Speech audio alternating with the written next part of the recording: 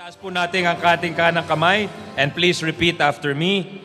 Ako si, please state your name. Please state your address. Na itinalaga bilang ay taimtim na nanunumpa, natutuparin ko ng buong husay at katapatan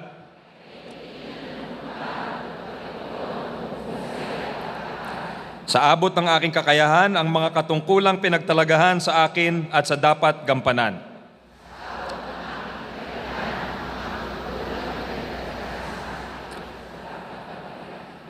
Sa iba pang pagkaraan nito'y gagampanan ko sa ilalim ng Republika ng Pilipinas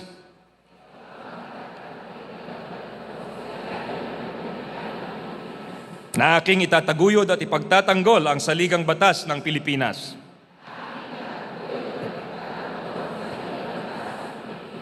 Na tunay na mananalig at tatalima ako rito, nasusundin ko ang mga batas at mga kautosang legal at mga dekretong pinaiiral.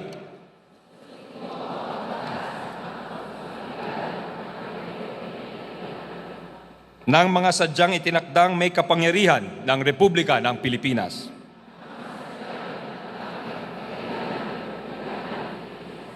At kusa kong babalikatin ang pananagutang ito nang walang anumang pasubali o hangaring umiwas.